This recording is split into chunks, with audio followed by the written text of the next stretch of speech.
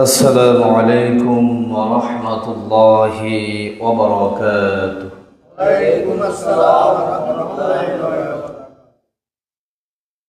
نحمده ونستعينه ونستغفره ونؤمن به ونتوكل عليه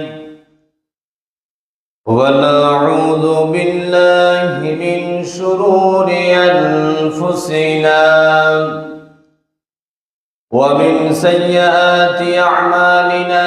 من يهده الله فلا مضل له ومن يضلل فلن تجد له وليا مرشدا. وقد قال الله تعالى في كلامه المجيد وفي فرقانه الحميد. أعوذ بالله من الشيطان الرجيم. بسم الله الرحمن الرحيم. إن الله وملائكته يصلون على النبي يا أيها الذين آمنوا صلوا عليه وسلموا تسليما. اللهم صل على سيدنا مولانا محمد وعلى آل سيدنا مولانا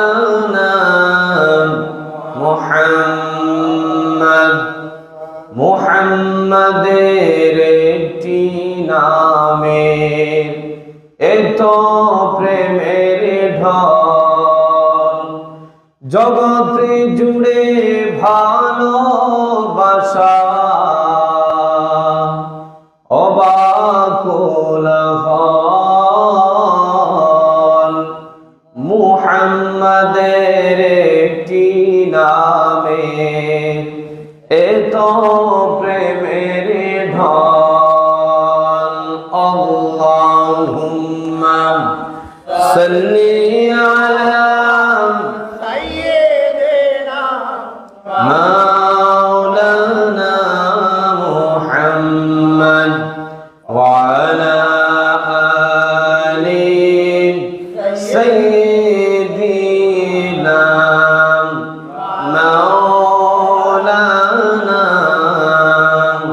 মুহাম্মদ বালাগাল উলা বিকামালিহি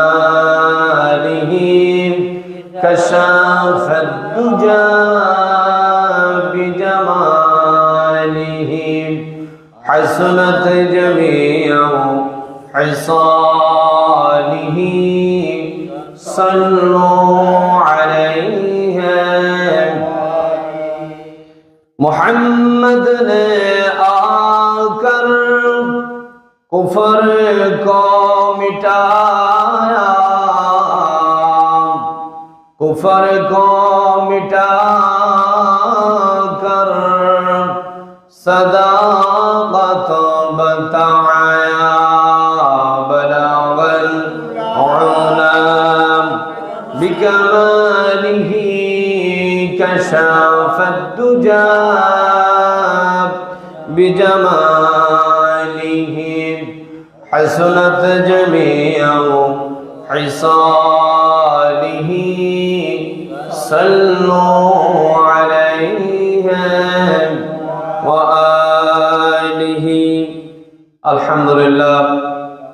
আলহামদুলিল্লাহ ঐতিহ্যবাহী মধ্যম আজিজ ফাজিলপুর বাইতুল আকসা জামে মসজিদ কর্তৃক আয়োজিত আজকের এই মুবারকপূর্ণ শবে মেরাজ উপলক্ষে আল্লাহ পাক রব্বুল আলামিন আমাদেরকে আলোচনায় বসার তৌফিক দান করেছেন।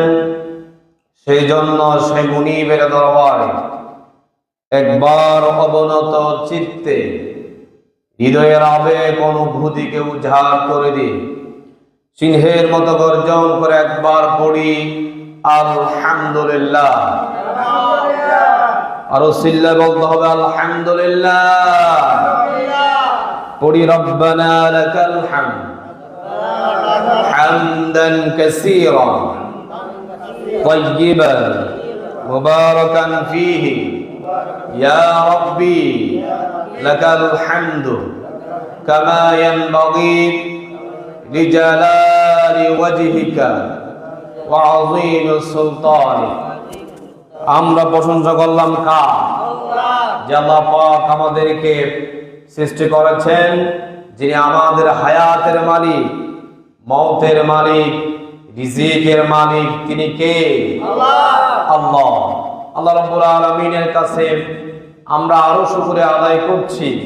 আল্লাহ পাক রব্বুল আলামিন আমাদেরকে অসংখ্য আল্লাহর বান্দা থেকে যাদেরকে আল্লাহ রাব্বুল আলামিন হেদায়েত করেছেন, এই আলোচনা শোনার তাদের সৌভাগ্য হয়েছে। সুবহানাল্লাহ। আপনার মতো আমার মতো অগণিত মানুষ বাহিরে আছে না নাই? বাড়িতে আছে না নাই? আমার কথা হচ্ছে আল্লাহ রাব্বুল আলামিন যে আমাদেরকে সৃষ্টি করেছেন শুধুমাত্র তার ইবাদত করার জন্য। কি করার জন্য?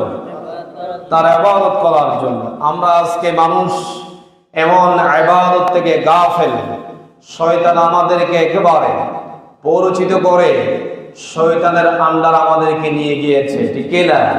তাহলে এদের পরিণতি কি ভালো হবে নাকি খারাপ হবে? খারাপ হবে। আহারে মুসলমান, আমরা এগুলো বুঝতেছি না। আল্লাহ পাক রব্বুল আলামিন আমাদেরকে যে কিয়ামতের দিন তার বিচারের, তার আদালতে আমাদেরকে যে দাঁড় করাবে, সেই চিন্তা, সেই চেতনা আপনার মতো আমার মতো অসংখ্য মানুষের এখনো নাই। এই জন্য তারা মসজিদে নামাজ পড়তে আসে না। আলোচনা হলে, কোরআনের আলোচনা হলে সেখানে তারা আসে না, ঠিক কি না? তাহলে আল্লাহ রাব্বুল আলামিন আমাদেরকে তার ঘর মসজিদে আসার তৌফিক দিয়েছেন। এই জন্য আবারও শুকরিয়া আদায় করছি আলহামদুলিল্লাহ। সম্মানিত উপস্থিতি, আমাদের আলোচনার বিষয় হচ্ছে আজকে মেরাজুন নবী।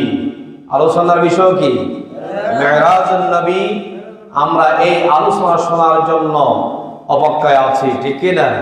আল্লাহ পাক আমাকে তার এই জ্ঞান গর্ব কোরআন থেকে কিছু সংক্ষিপ্ত মেরাজ সম্পর্কে কিছু আলোচনা করা তৌফিক দান করুক, সবাই বলি আমিন।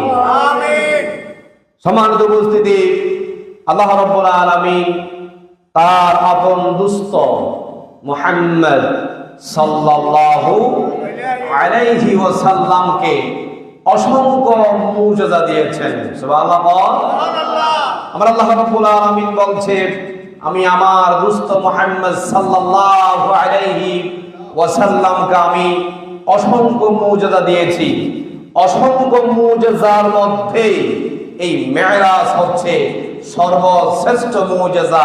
আল্লাহু আকবার।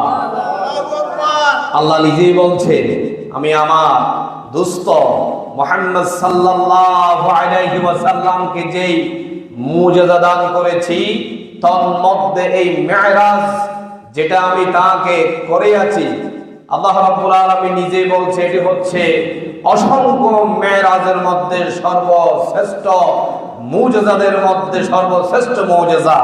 সুবহানাল্লাহ। আল্লাহ রাব্বুল আলামিন তার অসংখ্য যুগে যুগে অনেক নবী রাসূল দুনিয়ার মধ্যে পাঠিয়েছেন, ঠিক না?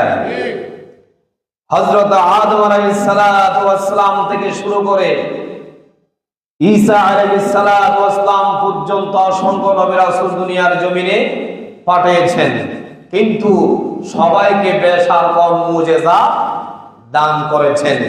কিন্তু আল্লাহ রাব্বুল আলামিন যাদেরকে এই মুজিজা দিয়েছেন, তাদেরকে যে মুজিজা দিয়েছেন এগুলার চেয়ে তার আপন দোস্ত মুহাম্মদ সাল্লাল্লাহু আলাইহি সাল্লামকে যে মুজিজা দান করেছে সেটার গুরুত্ব তিনি বেশি দিয়েছেন। সুবহানাল্লাহ। এই জন্য রজব মাস আসলেই আমাদের মনে পড়ে যায় নবী করিম সাল্লাল্লাহু আলাইহি ওয়াসাল্লামের মুজিজার কথা, মেরাজুন নবী কন্যা। সুবহানাল্লাহ। তো মেরাজ এই শব্দের শাব্দিক অর্থ হচ্ছে ঊর্ধ্বগমন। কি গমন? ঊর্ধ্বগমন। আর ইসরা, যাকে ইসরা বলা হয়, এটা হচ্ছে মক্কা থেকে বাইতুল মুকাদ্দাস পর্যন্ত আল্লাহ রাব্বুল আলামিন তার আপন দোস্ত মুহাম্মদ সাল্লাল্লাহু আলাইহি ওয়াসাল্লামকে ইসরা করিয়েছেন, ভ্রমণ করাইয়াছেন। কন্যা সুবহানাল্লাহ। এই ঘটনা 100% সত্য। সেটা আল্লাহ রাব্বুল আলামিন কোরআনে কারীমের মধ্যে সেই ঘটনা সম্পর্কে একটা সূরা নাযিল করে দিয়েছেন। সুবহানাল্লাহ। সেই সূরার নাম হচ্ছে বনি ইসরাঈল। কোরআনে কারীমের 17 নম্বর সূরা। কত নাম্বার? 17 নম্বর সূরা। সেই সূরার নাম হচ্ছে বনি ইসরাঈল। এই সূরার শুরুতে আল্লাহ রাব্বুল আলামিন এভাবে শুরু করছেন, সবাই আবার মুখে মুখে জবান খুলে পড়ুন। আউযু বিল্লাহি মিনাশ শাইতানির রাজীম। বিসমিল্লাহির রাহমানির রাহিম। সুবহানাল্লাযী আসরা বি'আবদিহি লাইলাম মিনাল মাসজিদিল হারাম ইলাল মাসজিদিল আকসা। আল্লাহু আকবার।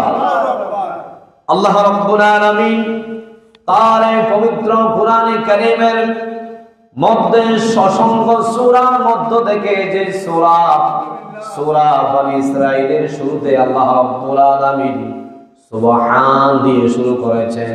কোন শব্দ দ্বারা? সুবহান দিয়ে সৃষ্টি করেছেন, শুরু করেছেন। সুবহান কেন দিয়ে শুরু করেছেন? এই জন্য সুবহান দিয়ে শুরু করেছেন। সুবহান মানে হচ্ছে যিনি যা পারে তিনি, আর এই জিনিস, এই ঘটনা আর কেউ বর্ণনা করতে পারবে না। এমন কাজ করতে পারে যিনি আমাদের রব, তিনি যা পারে আর কেউ পারে না। তার নাম হচ্ছে সুবহান। তার নাম কি? সুবহান।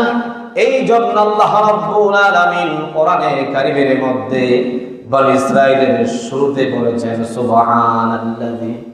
সুবহান মানে হচ্ছে যিনি যা পারেন সেটা আর কেউ পারে না, আর কারো দ্বারা সম্ভব হবে না। আল্লাহ রাব্বুল আলামিন এই জন্য বলেছেন, আমি এই সূরার শুরুতে সুবহান দিয়ে শুরু করেছি। সুবহানাল্লাহ। আল্লাহ বলছে সুবহান হচ্ছে আমি আল্লাহ, আমি অসম্ভবকে সম্ভব করতে পারি। সুবহানাল্লাহ। একটা মানুষকে দুনিয়ার জমিন থেকে আরশ আজিম পর্যন্ত নিয়ে যাওয়ার ক্ষমতা রাখে কে? আল্লাহ। আল্লাহ ছাড়া আর কেউ পারে না। আমরা বিমান দিয়ে বিভিন্ন রাষ্ট্রের মধ্যে যেতে পারি, কিন্তু এই বিমান দিয়ে আমরা আরশ আজিমে যেতে পারবো না। সেই ক্ষমতা আল্লাহ বান্দাকে দেয় নাই। দিয়েছে? দেয় নাই। আল্লাহ রাব্বুল আলামিন এই জন্য বলেছেন সুবহানাল্লাযী আসরা। আমি আল্লাহ রাব্বুল আলামিন এমন রব, তোমরা একটু স্মরণ করো। আমি আল্লাহ যা পারি, তোমরা বান্দারা যত বিজ্ঞানী হও, যত পণ্ডিত লাভ করো, তোমরা যত ইঞ্জিনিয়ার হও, তোমরা যত ডাক্তার হও, যত তোমরা গবেষক হও, আমি আল্লাহ যা পারি তোমরা বান্দারা তা পারো না, সেটা তোমরা মনে রাখবা। সুবহানাল্লাহ। এই জন্য আল্লাহ বলছে, এই আয়াতের শুরুতে বলেছেন সুবহানাল্লাযী আসরা, সুবহান দিয়ে সৃষ্টি করেছেন, শুরু করেছেন। এই জন্য আল্লাহ বলছে আমি যা পারি আর কেউ পারবে না। তাহলে সুবহান কে আমরা বুঝতে পেরেছি তো? সুবহান কে? আল্লাহ। জোরে বলেন না, সুবহান কে? আল্লাহ। এরপরে আল্লাহ রাব্বুল আলামিন তার আপন দোস্ত মুহাম্মদ সাল্লাল্লাহু আলাইহি ওয়াসাল্লামকে তার সান্নিধ্যে নিয়ে যাবে, তার সাথে দেখা করার জন্য নিয়ে যাবে। কখন নিয়ে যাবে? নবী করিম সাল্লাল্লাহু আলাইহি ওয়াসাল্লামের যখন মনটা খারাপ থাকে, তার যখন মনটা একেবারে হতাশাপূর্ণ হয়ে থাকে, তখন আল্লাহ রাব্বুল আলামিন আপনার আমার রব তাকে মনে মন তাকে নিদর্শন দিয়ে আল্লাহ রাব্বুল আলামিন খুশি করে দেন। যেটা আল্লাহ রাব্বুল আলামিন দেন সেটা পেয়ে মুহাম্মদ সাল্লাল্লাহু আলাইহি ওয়াসাল্লাম খুশি হয়ে যায়, আনন্দ হয়ে যায়। সুবহানাল্লাহ। আল্লাহ এমন এমন জিনিস দিয়া, এমন এমন নিদর্শন দিয়া আমার নবীর মনটাকে ভালো করে দেয়, যেটা দেখে আমার নবী আনন্দিত হয়ে যায়। সুবহানাল্লাহ। কখন মেরাজ হয়েছে? রজব মাসের 27 তারিখ। কেউ কেউ বলেছেন এই তারিখে নয়, অন্য তারিখে। এই তারিখ নিয়ে একটু একতলাপ আছে, কিন্তু রজব মাসে যে মেরাজ হয়েছে এটার মধ্যে কোনো সন্দেহ নাই। আল্লাহ রাব্বুল আলামিন তার আপন দোস্ত মুহাম্মদ সাল্লাল্লাহু আলাইহি ওয়াসাল্লামকে রজব মাসের মধ্যে তার সাথে দেখা করার জন্য নিয়ে গেলেন। সুবহানাল্লাহ। যখন রজব মাসে মুহাম্মদ সাল্লাল্লাহু আলাইহি ওয়াসাল্লামকে যখন তার কাছে নিয়ে যাবে, তখন হচ্ছে এর আগেই নবী করিম সাল্লাল্লাহু আলাইহি ওয়াসাল্লামের যিনি বাহিরে আশ্রয়দাতা ছিলেন তিনি হচ্ছেন তার চাচা আবু তালেব। কন্যা সুবহানাল্লাহ। আর ঘরের ভিতরে যিনি আশ্রয়দাতা ছিলেন তিনি হচ্ছে হযরতে খাদিজা বিনতে কুয়াইলি। কন্যা সুবহানাল্লাহ। এই দুইজন যখন দুনিয়ার জমিন থেকে বিদায় হয়ে গেল, আল্লাহ রাব্বুল আলামিন তাদেরকে যখন মৃত্যু করাইয়া দিল, এই সময়ে আল্লাহ রাব্বুল আলামিন তার আপন দোস্ত মুহাম্মদ সাল্লাল্লাহু আলাইহি ওয়াসাল্লামকে মেরাজে নিয়ে গেলেন। কন্যা সুবহানাল্লাহ। তো এই সময়ে যখন দুইটা মানুষ একটা মানুষের আশ্রয়দাতা হয়ে বাসায় থাকতো, তারা যখন এখান থেকে দুনিয়ার জমিন থেকে বিদায় হয়ে গিয়েছে, ওই মানুষটার মনটা খারাপ থাকবে নাকি ভালো থাকবে? খারাপ থাকবে। আপনার সন্তান, আপনার স্ত্রী, আপনার ভাই ব্রাদার যখন দুনিয়ার জমিন থেকে চলে যায়, আমার মনটা স্বাভাবিক হতে অন্তত পক্ষে 2-3 মাস সময় লাগে, ঠিক কি না? এরপরে এই আত্মার মধ্যে, এই অন্তরের মধ্যে শান্তি আসে। এর আগে আমাদের মনটা বড্ড খারাপ থাকে। নবী করিম সাল্লাল্লাহু আলাইহি ওয়াসাল্লামকে এমন সময় তার সাথে দেখা করার জন্য নিয়ে গেলেন যখন তার মনটা খারাপ ছিল। এটাকে বলা হয় হাদিসের ভাষায় আমুল খুজান। আমুল খুজান বলা হয়। আমুল খুজান মানে হচ্ছে হতাশার বছর। মুহাম্মদ সাল্লাল্লাহু আলাইহি ওয়াসাল্লাম তার যখন স্ত্রী চলে গেল, তার সাজা দুনিয়ার জমিন থেকে বিদায় হয়ে গেল, তখন তিনি যখন হতাশ হয়ে পড়ল, তখন এমন সময় আল্লাহর পক্ষ থেকে তার কাছে উঠিয়ে আসলো, ও আমার দোস্ত মুহাম্মদ, তুমি টেনশন করিও না, তোমার সাথে আমার সাথে কথা আছে। তোমাকে আমি মেহমান বানাইয়া তোমাকে আমি আরশ আজিমে নিয়ে আসবো। সুবহানাল্লাহ। একটা মানুষকে যখন আল্লাহর সাথে সরাসরি দেখা করার জন্য নিয়ে যাবে, ওই মানুষটা আর কি মন খারাপ থাকতে পারে? মনটা অবশ্যই খারাপ থাকলেও তো ভালো হয়ে যাবে, যেহেতু যে আমাকে বানিয়েছেন, যে আমাকে হায়াত দিতে পারে, যে আমাকে রিজিক দিতে পারে, যে আমাকে মৃত্যু দিতে পারে, তার সাথে আমি দেখা করব, এর সাথে এর চেয়ে সৌভাগ্যর কথা কি আর কিছু হতে পারে না। আপনার আমার নবী মুহাম্মদ সাল্লাল্লাহু আলাইহি ওয়াসাল্লামকে মেরাজ নিয়ে যাবেন। জিবরাইল আলাইহিস সালাতু ওয়াস সালামকে আল্লাহ রাব্বুল আলামিন পাঠিয়ে দিলেন, ও জিবরাইল যাও, আজকে রাতে আপনি আমার দোস্ত মুহাম্মদ সাল্লাল্লাহু আলাইহি ওয়াসাল্লামকে আমার কাছে নিয়ে আসবা। এখন আল্লাহ রাব্বুল আলামিন জিবরাইলকে বলছেন, ইয়া জিবরাইল, তুমি আমার বন্ধু মুহাম্মদ সাল্লাল্লাহু আলাইহি ওয়াসাল্লামের কাছে যাওয়ার আগে তুমি জান্নাত থেকে একটা তার জন্য জান্নাতি পোশাক বাছাই করো। সুবহানাল্লাহ বলেন। ও জিবরাইল, তুমি জান্নাতের মধ্যে যাও, জান্নাতে গিয়া আমার বন্ধু মুহাম্মদ সাল্লাল্লাহু আলাইহি ওয়াসাল্লামের জন্য একটা জান্নাতি পোশাক নাও। এরপরে তুমি জমজমের পানি নাও, আমার দোস্ত মুহাম্মদ সাল্লাল্লাহু আলাইহি ওয়াসাল্লামকে তুমি গিয়া এই জমজমের পানি দ্বারা তাকে ওপেন হার্ট সার্জারি করবা। ওপেন হার্ট সার্জারি করবা।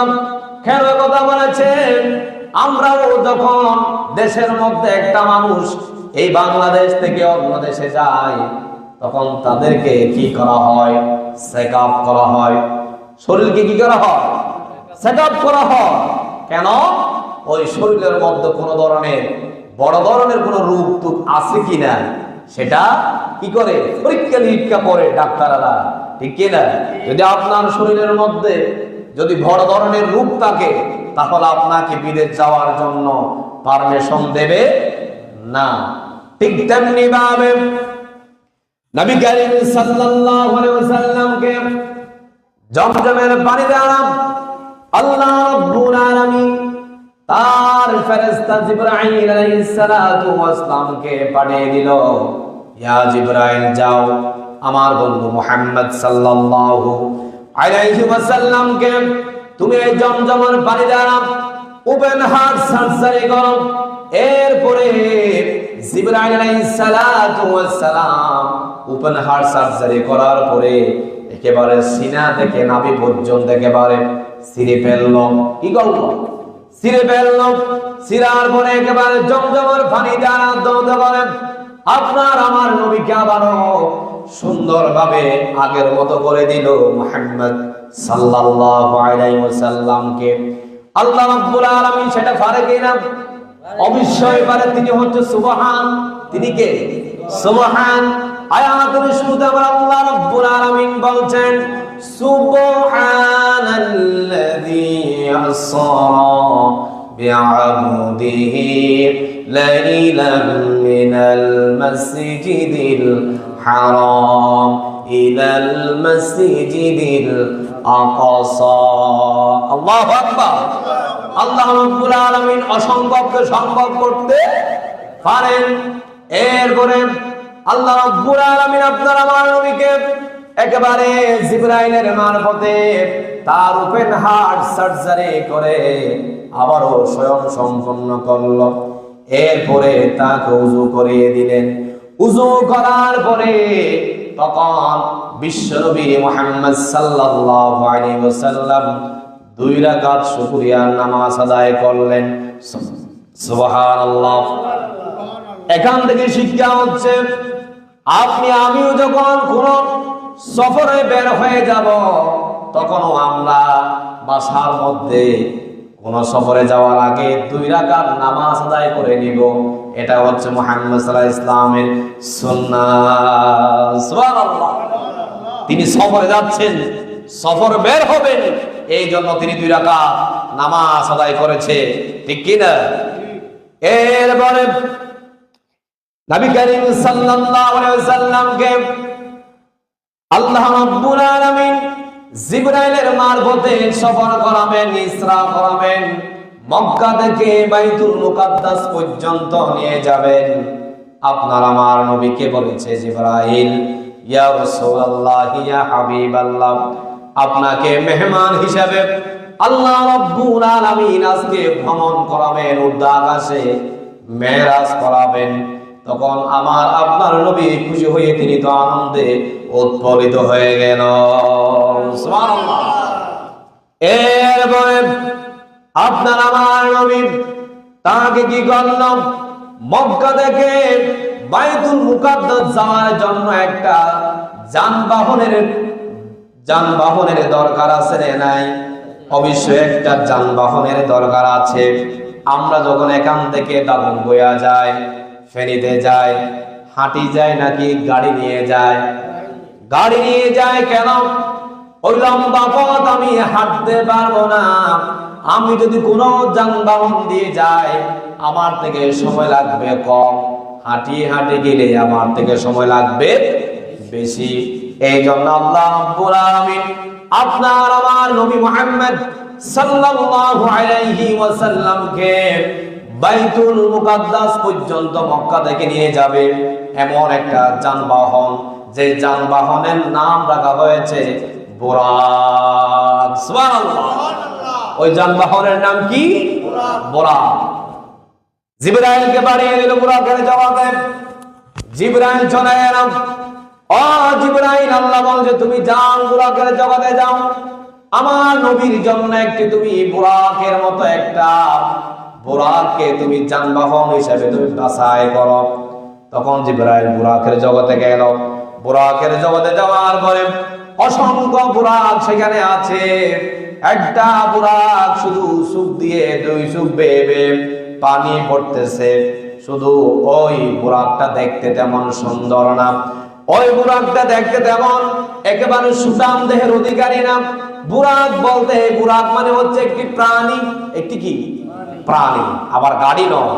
আবার গাড়ি মনে করবেন না, বুরাক হচ্ছে একটা প্রাণী। ওই প্রাণীর এই গায়ের রং হচ্ছে সাদা। সুবহানাল্লাহ বলেন। ওই বুরাককে নিয়ে আসলাম। ওই বুরাককে জিবরাইল প্রশ্ন করেছে, ও বুরাক তুমি এইভাবে কান্না করতেছে কেন? আল্লাহ রাব্বুল আলামিন তোমাকে আমাকে নেমে যাওয়ার জন্য পাঠিয়েছেন, তোমার উপরে সওয়ার করে আবার আপনার নবী মুহাম্মদুর রাসূলুল্লাহ সাল্লাল্লাহু আলাইহি ওয়াসাল্লামকে তোমার উপরে সওয়ার করে কোথায় নিয়ে যাবে? মক্কা থেকে বাইতুল মুকাদ্দাস নিয়ে যাবে। ও বুরাক তুমি কান্না করে কেন? বুরাক বলেছে, জিবরাইল এই জন্য আমি কান্না করি, আল্লাহর পক্ষ থেকে আমি একটা সুসংবাদ পেয়েছি, আমার উপরে আল্লাহ পাক মুহাম্মদ সাল্লাল্লাহু আলাইহি ওয়াসাল্লামকে সওয়ার করে বাইতুল মুকাদ্দাসে নিয়ে যাবে মক্কা থেকে। এই জন্য আমি বুরাক আনন্দে কান্না করতেছি। সুবহানাল্লাহ। বুরাক পর্যন্ত একটা প্রাণী মুহাম্মদ সাল্লাল্লাহু আলাইহি ওয়াসাল্লামকে চিনেছে, কিন্তু আপনার মতো আমার মতো হতভাগা মুসলমান, আপনার মতো আমার মতো হতভাগা মুসলমান এখনো মুহাম্মদ সাল্লাল্লাহু আলাইহি ওয়াসাল্লামকে চিনতে পারি নাই। আছে না এরকম লোক? মুহাম্মদ সাল্লাল্লাহু আলাইহি ওয়াসাল্লামের কথা শুনলে বলে যে কোন মুহাম্মদ, মনে হয় ওই বাড়ির পশ্চিমের বাড়ির মনে হয় মুহাম্মদের কথা বলতেছো। এরকম কিছু লোক আছে না? আছে। ওই মুহাম্মদ নয় এটা। ওই মুহাম্মদ যদি সৃষ্টি না হতো, আল্লাহ রাব্বুল আলামিন দুনিয়ার জমিন আর আসমান কোনো কিছু সৃষ্টি করতো না। আল্লাহ পাক বলছে আমি এই দুনিয়ার জন্য আমি ব্যাটারি বানায়া মুহাম্মদ সাল্লাল্লাহু আলাইহি ওয়াসাল্লামকে আমি আল্লাহ পাঠিয়েছি। সুবহানাল্লাহ। এই কথা কেন বললাম? একটা ঘড়ির মধ্যে যখন একটা ব্যাটারি দেওয়া হয়, ওই ঘড়িটা তখন নড়াচড়া করে। ব্যাটারিটা যখন ওখান থেকে খুলে ফেলা হয়, ওই ঘড়িটা আর চলে না। চলে না কি? চলে না। আল্লাহ রাব্বুল আলামিন আপনার আমার নবী মুহাম্মদুর রাসূলুল্লাহ সাল্লাল্লাহু আলাইহি ওয়াসাল্লামকে আরশ আজিমে যখন নিয়ে গেলেন, দুনিয়াকে একেবারে একটা ঘড়ি দেখে যেমন ব্যাটারি করলে ঘড়ি চলে না, দুনিয়াকে ওইভাবে বন্ধ করে দিয়েছে। আমার নবী যখন আরশ আজিম থেকে যখন দুনিয়ার মধ্যে এসেছে, সাথে সাথে দুনিয়ার সব কিছুকে আল্লাহ রাব্বুল আলামিন স্বাভাবিক করে দিলেন। সুবহানাল্লাহ। এই জন্য বলছি আমার নবী হচ্ছে একটা ঘড়ির ব্যাটারির, যেমন ব্যাটারি লাগালে যেমন ঘড়িটা চলে, ব্যাটারি পুরো ফেললে যেমন ওই করে বন্ধ হয়ে যায়, আমার আপনার নবীকে দুনিয়ার জমিন থেকে যখন আরশ আজিমে নিয়ে গেল, সাথে সাথে দুনিয়ার সবকিছু আল্লাহ রাব্বুল আলামিন স্টপ করে বন্ধ করে দিয়েছে। যখন আমার নবী দুনিয়ার জমিনে আবার এসেছে, সাথে সাথে সবকিছু আল্লাহ রাব্বুল আলামিন স্বাভাবিক করে দিয়েছেন। কন্যা সুবহানাল্লাহ। আল্লাহ রাব্বুল আলামিন বুরাক করে নিয়ে যাবে কোথায়? বাইতুল মুকাদ্দাসে, মক্কা থেকে নিয়ে যাবে বুরাকের উপরে তুলে। আমার আপনার নবীকে নিয়ে যাবে কোথায়? বাইতুল মুকাদ্দাসে। বুরাকে নিয়ে আসলো, বুরাকের উপরে তুললো, তোলার পরে জিবরাইল এবং আপনার আমার নবী মুহাম্মদুর রাসূলুল্লাহ সাল্লাল্লাহু আলাইহি ওয়াসাল্লামকে বাইতুল মুকাদ্দাসে নিয়ে গেল মুহূর্তের মধ্যে। সুবহানাল্লাহ। কষ্ট করতে পারেন মাওলানা, একটা বুরাক ওই মক্কা থেকে বাইতুল মুকাদ্দাস যেতে সময় লাগে 40 দিন। কয় দিন? 40 দিন, অনেক দূরে। এটা মুহূর্তের মধ্যে কেমনে গেল? আল্লাহ রাব্বুল আলামিন যে বুরাক আমার নবীর জন্য বানিয়েছেন, তার গতিটা এমন ছিল, তার গতিটা হচ্ছে যখন সুখ দিয়ে মুখ দিকে তাকায়, যখন সুখ দিয়ে সামনের দিকে তাকায়, ওই সুখের পলক যেদিকে গিয়ে পড়ে, এক কদম সেখানে গিয়ে পড়ে। সুবহানাল্লাহ। ওই বুরাকে সুখের দৃষ্টি যেখানে গিয়ে পড়বে, সেখানে তার একটা কদম চলে যায়। সুবহানাল্লাহ। না হয়তো মুহূর্তের মধ্যে মক্কা থেকে বাইতুল মুকাদ্দাস কোনদিন যাওয়া সম্ভব নয়। আল্লাহ পাক রব্বুল আলামিন অনেক আশ্চর্যবোধক, আশ্চর্য সূচক ঘটনা সেদিন ঘটিয়েছেন। সুবহানাল্লাহ। এই মেরাজের হাদিস অনেক লম্বা হাদিস। এই মেরাজের হাদিস 2 পৃষ্ঠার একটা হাদিস বয়ান করতে গেলে সারা রাত করা যাবে। বিভিন্ন রেফারেন্স দিয়ে করতে গেলে আমরা সংক্ষেপে সারিয়ে দেওয়ার জন্য চেষ্টা করব। আমার বায়ান, আল্লাহ রাব্বুল আলামিন আপনার আমার নবীকে বুরাকের মাধ্যমে জিবরাইল সহ কোথায় নিয়ে গেল? মক্কা থেকে বাইতুল মুকাদ্দাসে নিয়ে গেল। নিয়ে যাওয়ার পরে সেখান থেকে বুরাক থেকে নামলো। বুরাক থেকে নামলো। ওই বুরাক তো একটা প্রাণী। বুরাক একটা কি প্রাণী? ওটাকে বেঁধে রাখতে হবে। যদি বাঁধি না রাখে, তাহলে যদি আপনি ছেড়ে দেন, ওই প্রাণী যেদিকে মন চায় সেদিকে চলে যাবে, আপনার টাইম মতো আর পাবেন না। আমরাও যদি বাসার মধ্যে কোনো গরু ছাগল থাকে, তাদেরকে যদি আমরা ঠিক টাইমে যদি আমরা বন্ধ না করি, না বাঁধি, আল্লাহর উপর যদি এখতিয়ার করে আমরা ছেড়ে দেই, তাহলে ওই গরু চুরি হয়ে যাওয়ার সম্ভাবনা আছে। বেঁধে রাখতে হয়, ঠিক কি না? আল্লাহ রাব্বুল আলামিন বলছেন, তোমার হেফাজত তুমি করবা, সেটাকে পাহারা দেবো আমি আল্লাহ। তোমার থেকে তোমার চেষ্টা করে যেতে হবে। শুধু আমার উপরে চেয়ে থাকলে তোমার ওই জিনিস চুরি হওয়ার সম্ভাবনা আছে। ওই প্রাণী বাইতুল মুকাদ্দাসে যাওয়ার পরে ফেরেশতা কি করলো? একটা বড় পাথরের সামনে চলে গেল। পাথরের মধ্যে ফেরেশতা একটা আঙ্গুল দিয়ে একেবারে গুথা মেরেছে। ফেরেশতার আঙ্গুলের পাওয়ার কতটুকু দেখেন। যখন গুথা মেরেছে, ওই পাথরটা এদিক থেকে ওই দিক ছিদ্র হয়ে গেল। সুবহানাল্লাহ। দেখেন, আমরা একটা পাথরকে যদি এভাবে আঙ্গুল দিয়ে যদি গুথা মারি, ওই পাথরকে কোনোদিন ছিদ্রবদ্ধ দূরের কথা, একটা পাথরের অংশ সেখান থেকে পড়বে না। আল্লাহ পাক একটা ফেরেশতাকে কি রকম পাওয়ার দিয়েছে! আঙ্গুল দিয়ে যখন পাথরের মধ্যে আঘাত করেছে, ওই পাথর সাথে সাথে ছিদ্র হয়ে ওইদিকে কি হয়ে গিয়েছে? ক্লিয়ার হয়ে গিয়েছে। কন্যা সুবহানাল্লাহ। ওই বুরাকটা সেখানে ফেরেশতা কি করলাম? জিবরাইল ফেরেশতা বাঁধলাম। বাঁধার পরে ওই বুরাক থেকে নামার পরে কোন কোন বর্ণনায় পাওয়া যায় মুহাম্মদ সাল্লাল্লাহু আলাইহি ওয়াসাল্লাম বাইতুল মুকাদ্দাসে আগে নামাজ পড়েছে। কোন কোন বর্ণনায় পাওয়া যায় আগে নামাজ পড়ে নাই। এখান থেকে বাইতুল মুকাদ্দাসে নামার পরে সেখান থেকে নিয়ে গেল, প্রথম আসমানে নিয়ে গেল। প্রথম আসমানে নিয়ে যাওয়ার পরে সেখানে যতজন নবী রাসূল আছে, প্রত্যেকজনকে পরিচয় করিয়ে দিল। কি করিয়ে দিল? পরিচয় করিয়ে দিয়েছে। ওখান থেকে বোঝা যায় বাইতুল মুকাদ্দাস যাওয়ার পরে সেখান থেকে সপ্তম আসমান জান্নাত জাহান্নাম পরিদর্শন করার পরে মুহাম্মদ সাল্লাল্লাহু আলাইহি ওয়াসাল্লাম আবারও বাইতুল মুকাদ্দাসে এসে নামাজ আদায় করেছে। সুবহানাল্লাহ।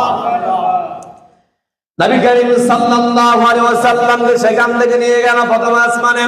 কোথায়? প্রথম আসমানে নিয়ে গেল। প্রথম আসমানে যাওয়ার পরে জিবরাইল আলাইহিস সালাতু ওয়াস সালাম আপনার আমার নবীকে নিয়ে গেল সাথে। নিয়ে যাওয়ার পরে প্রথম আসমানে আঘাত করেছে। আঘাত করার পরে দরজা খুলতেছে না। আদম আলাইহিস সালাতু ওয়াস সালাম বলছে কে? আদম আলাইহিস সালাতু ওয়াস সালাম, তিনি হচ্ছেন আমাদের আদি পিতা, ঠিক কি না? হযরত আদম আলাইহিস সালাতু ওয়াস সালাম তিনি প্রথম আসমানের দায়িত্বরত আছেন। সুবহানাল্লাহ। কোন প্রথম আসমানে যে নবী দায়িত্ব প্রাপ্ত আছে সেই নবীর নাম কি?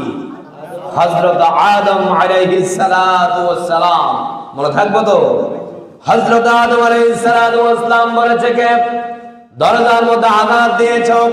তখন সাথে সাথে জিবরাইল বলেছে ইয়া আদমু সাফিউল্লাহ, আমি হলাম জিবরাইল। জিবরাইলকে আদম প্রশ্ন করেছে ও জিবরাইল, তোমার সাথে আর কে আছে? জিবরাইল বলতেছে আমার সাথে আছে নবী কুলের সম্রাট নবী মুহাম্মদুর রাসূলুল্লাহ সাল্লাল্লাহু আলাইহি ওয়াসাল্লাম, আমার সাথে আছে আদম সাফিউল্লাহ। আপনি প্রথম আসমানের দরজা খুলেন। আল্লাহ সুবহানাল্লাহ। একথা বলার পরে আদম আলাইহিস সালাতু ওয়াস সালাম জিজ্ঞেস করেছে ও জিবরাইল, তোমাদের সাথে পাসপোর্ট ভিসা আসেনি? তোমরা উপরে যাওয়ার জন্য আল্লাহর পক্ষ থেকে অনুমতি নিয়ে আসছনি? ভিসা মানে অনুমতি নেওয়া। ভিসা মানে কি? পারমিশন নেওয়া। আমরা যখন বাংলাদেশ থেকে বিভিন্ন কান্ট্রিতে যাই তখন আমাদের একটা ভিসা থাকে, ঠিক কি না? ওই ভিসা যখন আপনি পাসপোর্ট ভিসা যখন ইমিগ্রেশনে দেবেন তখন এখানে তারা দেখবে আপনি হচ্ছেন সৌদি আরবের যাত্রী, আপনি কাতারের যাত্রী, আপনি দুবাইয়ের যাত্রী, ঠিক কি না? আল্লাহ রাব্বুল আলামিন ঠিক তেমনি ভাবে আপনার আমার নবী মুহাম্মদ সাল্লাল্লাহু আলাইহি ওয়াসাল্লামকে পাসপোর্ট ভিসা তিনি ঠিক করে দিয়েছেন।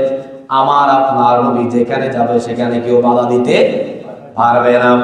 তখন জিবরাইল বলেছে ও আদমু সাফিউল্লাহ, আমি হলাম জিবরাইল, আমার সাথে যিনি আছেন তিনি হচ্ছে মুহাম্মদ সাল্লাল্লাহু আলাইহি ওয়াসাল্লাম। আমাকে এবং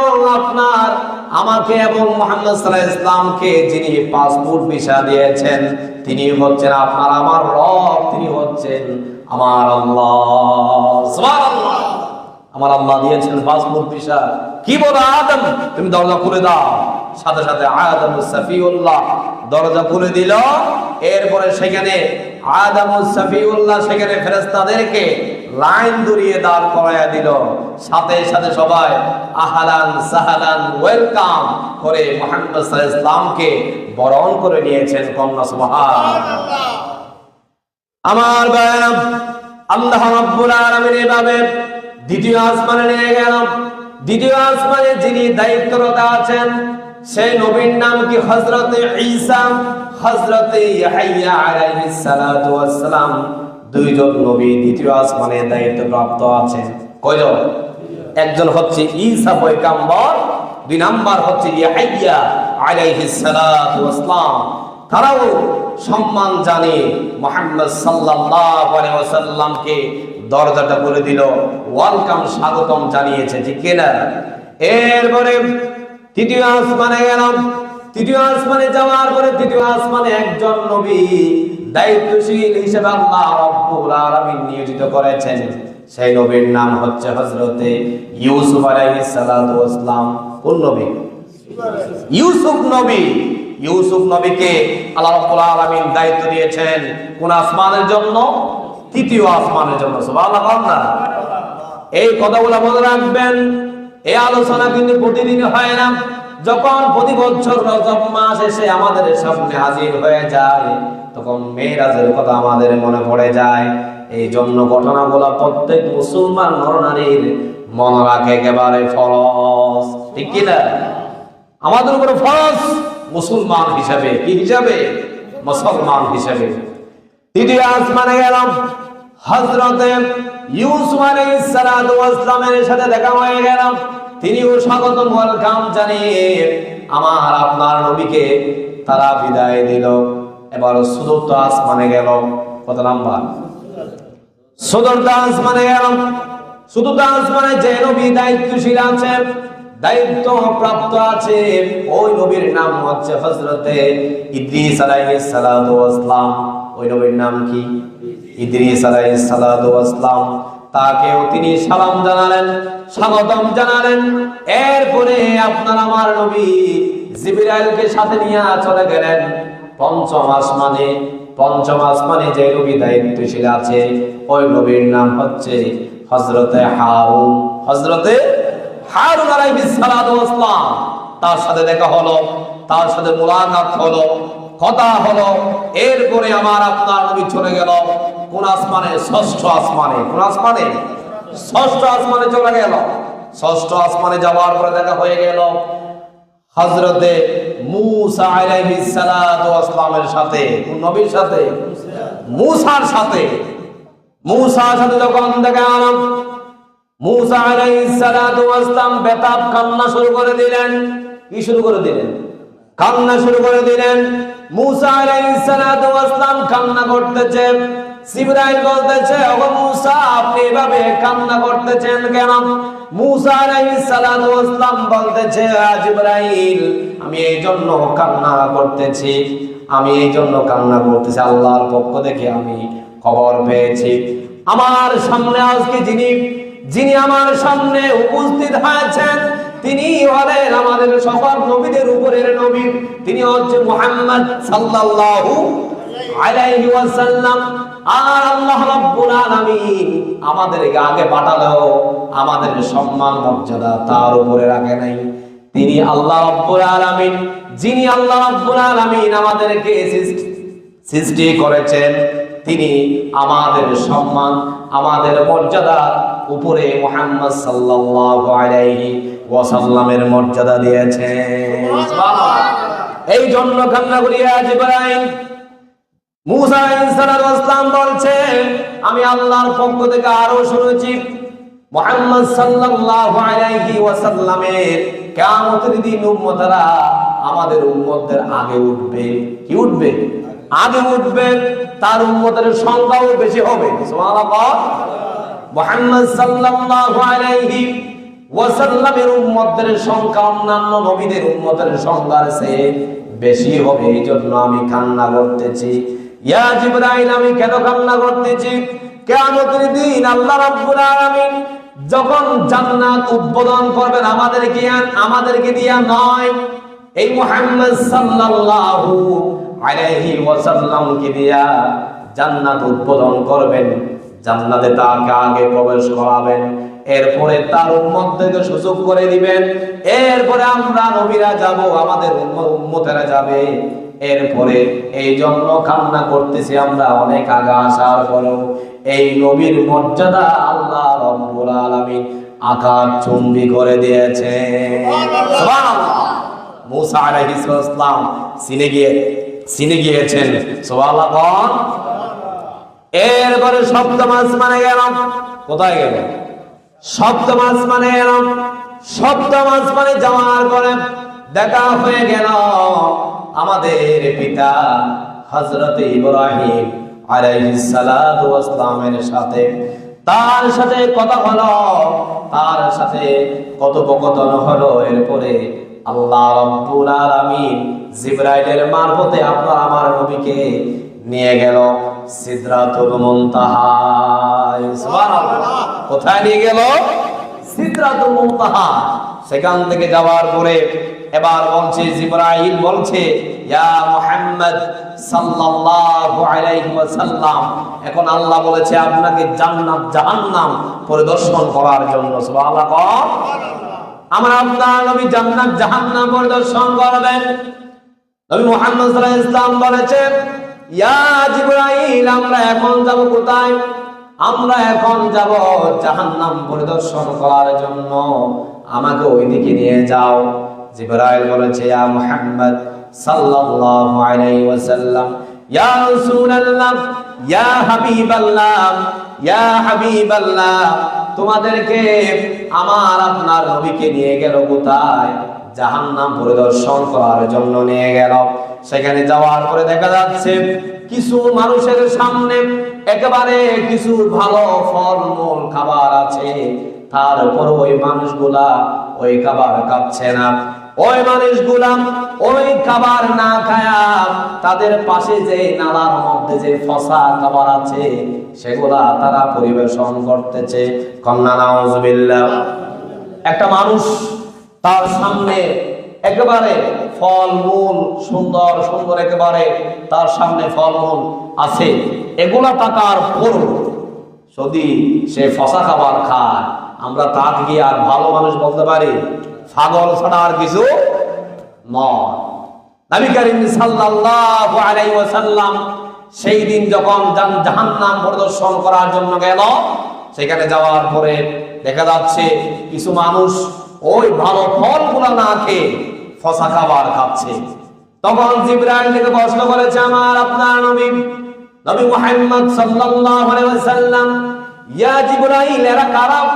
এদের সামনে এত সুন্দর খাবার আছে, এদের সামনে এত সুন্দর খাবার থাকার পরেও তারা কেন এই ফসা খাবার খাচ্ছে? আমি জানতে চাই। জিবরাইল বলছে, ইয়া রাসূলুল্লাহ, ইয়া হাবিবাল্লাহ, এরা হলো আপনার দলের লোক। এরা কারা? আপনার দলের লোক মানে কি? এরা কাফের, এরা মুসলমান। এরা কি? মুসলমান। তো মুসলমান হওয়ার পরে তারা এই ফসা খাবার খাচ্ছে কেন? তখন বলছেন, ইয়া রাসূলুল্লাহ, ইয়া হাবিবাল্লাহ, এরা দুনিয়ায় থাকতে কিন্তু মুসলমান ছিল।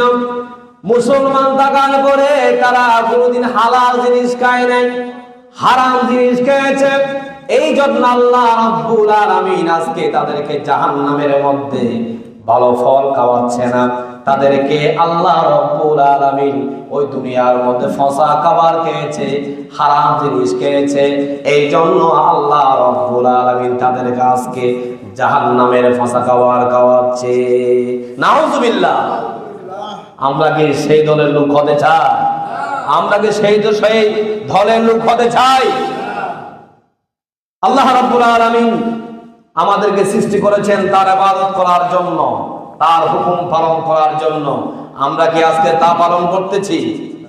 মসজিদের মধ্যে দেখা যায় মসজিদের সামনে একেবারে রোডের মধ্যে মানুষ, কিন্তু মসজিদে নামাজ পড়তে আসে না। মানুষকে পরিচয় দেয়, আমি মুসলমান। আমি কি? মুসলমান। আপনি নামের মুসলমান, আপনি প্রকৃত মুসলমান হতে পারেন নাই। মুসলমানের দায়িত্ব হচ্ছে যখন আজান দিবে সাথে সাথে কোথায় চলে আসবে? মসজিদে চলে আসবে, নামাজে শামিল হয়ে যাবে। কন্যা সুবহানাল্লাহ। এরপরে আপনার আমার নবীকে জিবরাইল আরো সামনে নিয়ে গেলাম জাহান্নামে। কোথায়? জাহান্নাম পরিদর্শন করার জন্য সামনে নিয়ে গেলাম। সেখানে যাওয়ার পরে দেখা যাচ্ছে কিছু মানুষকে আল্লাহ রাব্বুল আলামিন ফেরেশতাদের মাধ্যমে মাথার মধ্যে শুধু পাথর মারাচ্ছে। কি মারাচ্ছে? পাথর মারাচ্ছে। জিবরাইল থেকে জিজ্ঞেস করেছে, ইয়া জিবরাইল, এরা কারা? তখন বলছে, ইয়া রাসূলুল্লাহ, এরাও তো আপনার দলের লোক। কন্যা আল্লাহু আকবার। বলছে, এরাও তো আপনার দলের লোক, তাহলে এদের অবস্থা কেন? ইয়া জিবরাইল, এদের আজকে অবস্থা কেন? তখন বলছে, ইয়া রাসূলুল্লাহ, তারা দুনিয়ায় থাকতে আযান দেওয়ার পরে মসজিদে আসে নাই, শয়তানের প্ররোচনায় পড়ে তারা ফজরের নামাজ পড়ে নাই, জোহরের নামাজ পড়ে নাই। শয়তান তাদেরকে ধোঁকা দিয়েছে, শয়তান তাদেরকে পরিচিত করেছে। তারা শয়তানের প্ররোচনায় পড়ে আল্লাহকে ভুলে গিয়েছিল। এই জন্য আজকে কিয়ামতের মাঠে আল্লাহ রাব্বুল আলামিন জাহান্নামে তাদেরকে পাঠায়া ফেরেশতাদের মারফতে তাদের মাথার মধ্যে পাথর মারাচ্ছে। কন্যা নাউযুবিল্লাহ। এরকম লোক মনে হয় আমাদের সমাজে নেই। আছে না? নাই? আছে। আমাদের সমাজে আছে না? নাই? আমাদের সমাজ বলতে কথা নয়, বাংলাদেশে যেখানে যান, যে কোন রাষ্ট্রে যান, বেনামাজির দল আছে না? নাই? আছে। তোমরা মনে রেখো, এত সহজ নয় জান্নাত। আল্লাহ পাক বলছে, আমি অনেক পরীক্ষা করে আমি তোমাদেরকে জান্নাত দিব। এই জান্নাত এটা এত সহজে যাওয়ার স্থান নয়। কন্যা সুবহানাল্লাহ। এরপরে আর কিছুক্ষণ গেলাম, সামনে গেলাম, যাওয়ার পরে কিছু লোক দেখা যাচ্ছে ওই জাহান্নামের আগুন থেকে শুধু মাথাটা বের করেন, তাদের ফ্যাটটা একেবারে মোটা দেখা যায়। কি দেখা যায়? মোটা দেখা যায়। যখন পরোটার দোকানে যারা নারুটি বানায় ওই ছোলাটা আমরা দেখি, ছোলার মুখটা একেবারে ছোট, ভিতরের পেটটা অনেক বড়। ওই দিন জিবরাইল আলাইহিস সালাতু ওয়াস সালাম তার সাথে যখন মুহাম্মদ সাল্লাল্লাহু আলাইহি ওয়াসাল্লামকে নিয়ে গেল, সেখানে যাওয়ার পরে দেখছে কিছু মানুষ ওই আগুন থেকে মাথাটা বের করে আবার ও ফেরেশতারা ধাক্কা দিয়ে আগুনের মধ্যে ফেলে দেয়। নাউজুবিল্লাহ, আগুনের মধ্যে ফেলে দেয়। তখন জিবরাইলকে প্রশ্ন করেছে আমার রাসূল সাল্লাল্লাহু আলাইহি ওয়াসাল্লাম, বলছে এরা কারা, এরা কে হতে পারে? তখন বলেছে জিবরাইল, ইয়া রাসূলুল্লাহ, এরাও তো আপনার দলের লোক, তাহলে এদের অবস্থা কেন? এরা দুনিয়ায় থাকতে কি করেছে শুনুন। দুনিয়ায় থাকতে মুসলমানের পরিচয় দিয়েছে, তাদের কাজ কারবার ছিল কিন্তু সুদের সাথে। কিসের সাথে? তারা ছিল সুদখোর, ঘুষখোর। আজকে এই জন্য তাদের এই অবস্থা। জাহান্নামের মধ্যে আল্লাহ রাব্বুল আলামিন তাদেরকে এইভাবে শাস্তি দিচ্ছে। তাদের পেটটা মোটা, চেহারাটা ছোট। যখন জাহান্নামের আগুন থেকে বের হতে চায়, সহ্য করতে না পেরে তখন ফেরেশতারা আবারও ধাক্কা দিয়ে আগুনে ফেলে দেয়। আল্লাহু আকবার। ওই আযাব থেকে যদি আমাদের বাঁচতে হয়, যে তিনটা কথা বলেছে এগুলা থেকে আমাদেরকে বিরত রাখতে হবে। কি রাখতে হবে? বিরত রাখতে হবে। যে তিনটা কথা বলেছি, এই তিনটা কাজ আমাদের মুসলমানদের মধ্যে শতকরা আমি 50% মানুষের মধ্যে দেখি। ঠিক কি না? সুদ খায় না? সুদ খাওয়ার মানুষ মনে হয় নাই? আসেনি? বেনামাজি নাই? আসেনি? অবৈধ কাজ করে হারাম খায় এইরকম মানুষ আছে না নাই? আছে। তাহলে মুসলমান আমাদের থেকে শিক্ষা নিতে হবে, এইগুলা থেকে আমাদেরকে বিরত থাকতে হবে। তাহলে আপনি যেতে পারবেন জান্নাতে। আপনার জন্য আল্লাহ পাক জাহান্নাম হারাম করে দিবেন। কন্যা সুবহানাল্লাহ। এরপরে জাহান্নাম পরিদর্শন করা শেষ হলো, আপনার আমার নবীকে জিবরাইল নিয়ে গেল এবার জান্নাতে। কোথায়? জান্নাতে নিয়ে গেল। জান্নাতে নিয়ে যাওয়ার পরে সেখানে পরিদর্শন করতেছেন আপনার আমার নবী মুহাম্মদ সাল্লাল্লাহু আলাইহি ওয়াসাল্লাম। সেখানে যাওয়ার পরে মুহাম্মদ সাল্লাল্লাহু আলাইহি ওয়াসাল্লামের কানের মধ্যে একটা আওয়াজ আসতেছে। কিসের আওয়াজ? মানুষ হাঁটার আওয়াজ। কিসের আওয়াজ? মানুষ হাঁটার আওয়াজ। জিবরাইলকে বলেছে, ইয়া জিবরাইল, জান্নাতে তো আমরা পরিদর্শন করতে এসেছি, এখানে একটা মানুষের হাঁটার আওয়াজ পাচ্ছি। এই মানুষটা কে হতে পারে? জিবরাইল, তুমি আমাকে বলো।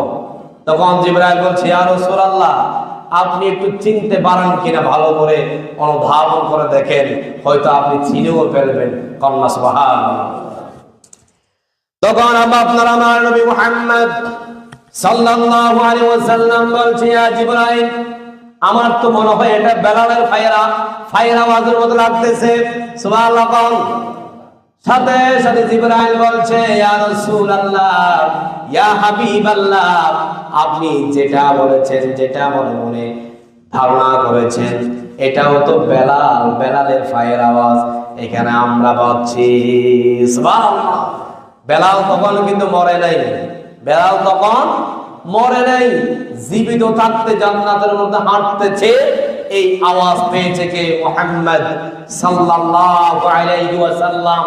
আর যদি মুহাম্মদ সাল্লাল্লাহু আলাইহি ওয়াসাল্লাম যেটা পেয়ে থাকে কানে, এটা কোনোদিন মিথ্যা হতে পারে না, সেটা শক্তিতে প্রমাণিত হয়। কন্যা সুবহানাল্লাহ। সেখান থেকে আসার পরে মুহাম্মদ সাল্লাল্লাহু আলাইহি ওয়াসাল্লাম বেলালকে ডাক দিল, বেলাল, ও বেলাল, তার হেনা তুমি এদিকে আসো।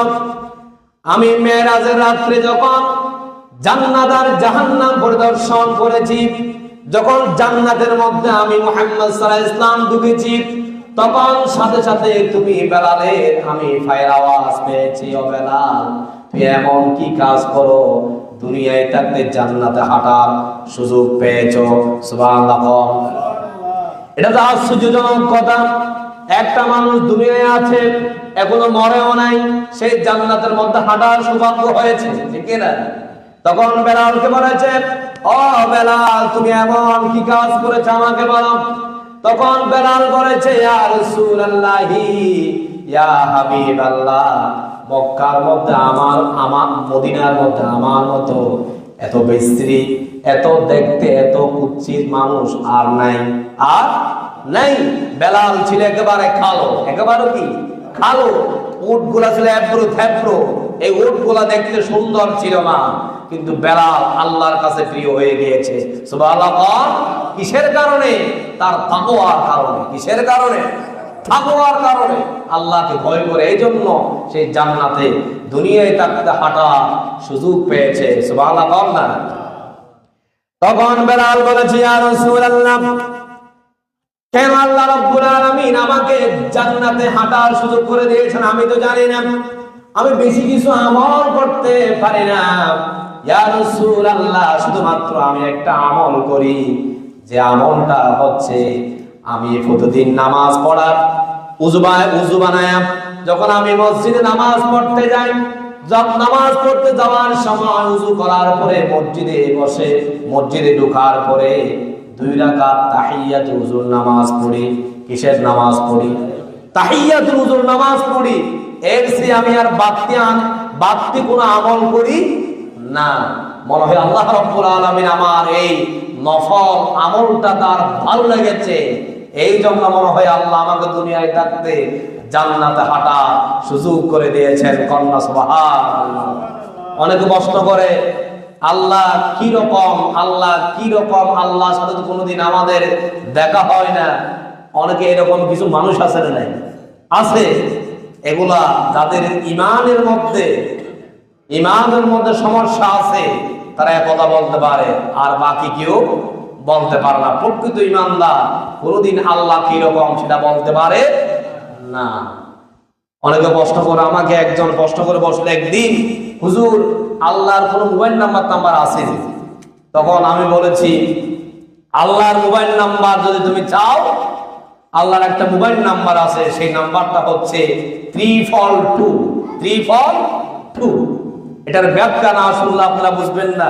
মোবাইলে শুধু 342 মারলে আল্লাহর কাছেও যাবে না। এর ব্যাখ্যা মানে 342 মানে হচ্ছে 3টা টু। কয়টা? 3টা টু। একটা টু মানে আপনি রাতের 2টা বাজে উঠে যান। 2 নাম্বার টু মানে হচ্ছে 2 রাকাত আপনি তাহাজ্জুদের নামাজ পড়েন। 3 নাম্বার টু মানে হচ্ছে আপনি নামাজ পড়ে 2 চোখ দিয়ে বেয়ে বেয়ে আল্লাহর দরবারে কান্না করেন, আল্লাহ রাব্বুল আলামিন আপনার সাথে কথা বলবেন। সুবহানাল্লাহ। বলবে না?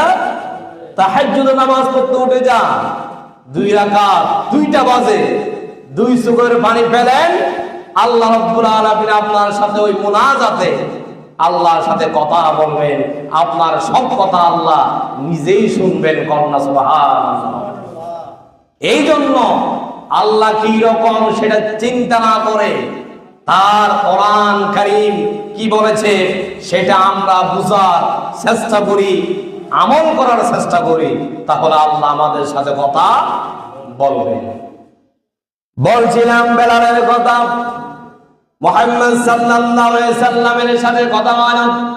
বেলাল বলেছে, ইয়া রাসূলুল্লাহ, আমি বাড়তি একটা আমল করি, সেটা হলো প্রতিদিন আমি মসজিদে যাওয়ার পরে ওযু করার পরে 2 রাকাত আমি তাহিয়াতুল ওযুর নামাজ পড়ি। এই জন্য মনে হয় আল্লাহর কাছে আমার এই আমলটা ভালো লেগেছে, এই জন্য আমাকে দুনিয়ায় থাকতে জান্নাতে হাঁটার সুযোগ করে দিয়েছেন। সুবহানাল্লাহ। এরপরে জান্নাত জাহান্নাম পরিদর্শন করা শেষ হলো। সেখান থেকে আসলো আবার বাইতুল মুকাদ্দাসে। কোথায়? বাইতুল মুকাদ্দাসে আসলাম। আসার পরে সেখানে নামাজ আদায় করবেন কে? মুহাম্মদ সাল্লাল্লাহু আলাইহি ওয়াসাল্লাম। এখানে আরেকটা দলিল দেওয়ার জন্য আল্লাহ রাব্বুল আলামিন সেখানে নিয়ে গেলেন। সেখানে মুহাম্মদ সাল্লাল্লাহু আলাইহি ওয়াসাল্লাম যাওয়ার আগে প্রত্যেক নবী রাসূলকে আল্লাহ রাব্বুল আলামিন ওই বাইতুল মুকাদ্দাসে পাঠিয়ে দিলেন। ও সকল নবী, তোমরা যার যার দায়িত্ব যেখানে আছে সেখান থেকে সরে আসো। আজকে বাইতুল মুকাদ্দাসে আপনার আমার নবী নবীকুলের সম্রাট মুহাম্মদ সাল্লাল্লাহু আলাইহি ওয়াসাল্লাম সেখানে হাজির হবে। তোমরা সেখানে যাও তাকে রিসিভ করার জন্য। সুবহানাল্লাহ। দেখেন, আরেকটা দলিল দেওয়ার জন্য মুহাম্মদ সাল্লাল্লাহু আলাইহি ওয়াসাল্লামকে নিয়ে গেল কোথায়? বাইতুল মুকাদ্দাসে। সেখানে যাওয়ার পরে নামাজ আদায় করতেছে। কি নামাজ? নামাজ আদায় করতেছে, 4 রাকাত বিশিষ্ট নামাজ আদায় করবে। সেখানে নামাজ পড়াবে কে? এটা নিয়ে সবার মধ্যে একেবারে দেখা যাচ্ছে সবাই সন্দেহে পড়ে গিয়েছে, এখানে নামাজ পড়াবে কে? তখন মুহাম্মদ সাল্লাল্লাহু আলাইহি ওয়াসাল্লাম চিন্তা করেছে, এখানে তো আমার চেয়ে আরো সিনিয়র নবীরা আছে, আমার চেয়ে আরো সিনিয়র নবীরা আছে, তারাও তো নামাজ পড়াবে। আমি বললাম একজন সবার চেয়ে ছোট নবী, আমি কেন নামাজ পড়াবো? তার মধ্যে এরকম একটা কি সন্দেহ কাজ করতেছে। এবার নবী মুহাম্মদ সাল্লাল্লাহু আলাইহি ওয়াসাল্লাম যখন এটা নিজের মধ্যে পরিকল্পনা করতেছে, সাথে সাথে আল্লাহ রাব্বুল আলামিন জিবরাইলের মারফত ওহী পাঠিয়ে দিলেন। কি পাঠিয়ে দিলেন? ওহী পাঠিয়ে দিলেন। সূরা বাকারার মধ্যে আয়াত নাযিল করে বলে দিলেন, কদ নারা তাকাল্লুবা ওয়াজহিকা ফিস সামাই ফালানুআল্লিআন্নাকা কিবলাতান তারদাহা।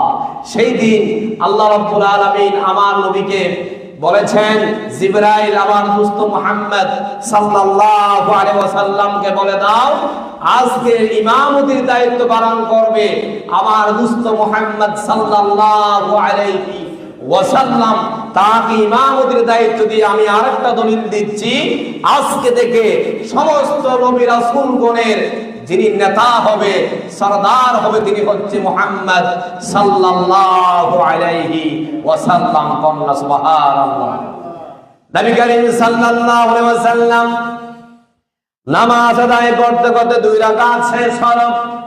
এমন সময় নবী করিম সাল্লাল্লাহু আলাইহি ওয়াসাল্লামের মনের মধ্যে একরকম একটা চিন্তা আসলো, বলতেছে আগে আমাদের সকলের কিবলা ছিল বাইতুল মুকাদ্দাসের দিকে। কোন দিকে? আগে আমাদের কিবলা ছিল বাইতুল মুকাদ্দাসের দিকে। এখন বাইতুল মুকাদ্দাসের দিকে কিবলা যখন ছিল, মুহাম্মদ সাল্লাল্লাহু আলাইহি ওয়াসাল্লাম নামাজের মধ্যে তিনি ইচ্ছা পোষণ করেছে, সংকল্প করেছে, ওগো আল্লাহ, আমাদের কিবলাটা যদি বাইতুল মুকাররমের বাইতুল মক্কাতুল মুকাররমার দিকে যদি আমাদের কিবলাটা হয় কতই না ভালো হতো। কন্যা সুবহানাল্লাহ। এটা ইচ্ছা পোষণ করেছে কে? মুহাম্মদ সাল্লাল্লাহু আলাইহি ওয়াসাল্লাম। যখন ইচ্ছা পোষণ করেছে, এ কথা শুনেছে কে? আল্লাহ। আল্লাহ বলেছে, ও নবী, আপনি যখন মক্কার শরীফের দিকে কিবলা হলে ভালো হয় এটা ইচ্ছা পোষণ করেছেন, আমি আল্লাহ রাব্বুল আলামিন সেটা পরিবর্তন না করে বসে থাকলে তো হবে না।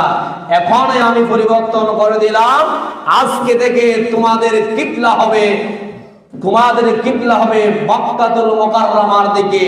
বাকি যে 2 রাকাত নামাজ আছে সেটা মক্কার দিকে ঘুরিয়ে বাকি নামাজ সমাপ্ত করো। কন্যা সুবহানাল্লাহ। সেই দিন কিবলা পরিবর্তন হয়েছে। সেদিন কি হয়েছে? মেরাজ যখন করিয়েছে তখন কতগুলো ঘটনা ঘটেছে, এগুলো মনে রাখবেন। কোন কোন জায়গায় কি কি ঘটেছে? কিবলা পরিবর্তন হয়েছে। কিবলা পরিবর্তন হয়ে গেল, এরপর আমাদের কিবলা হয়ে গেল কোন দিকে? কোন দিকে? কিবলা হচ্ছে বাইতুল্লাহর দিকে। বাইতুল্লাহ যেটাকে বলা হয় এটা হচ্ছে মক্কা শরীফ। এটার অসংখ্য কোরআনে কারীমের মধ্যে নাম আছে। বাইতুল আতীক বলেছে ওই বাইতুল্লাহর নাম।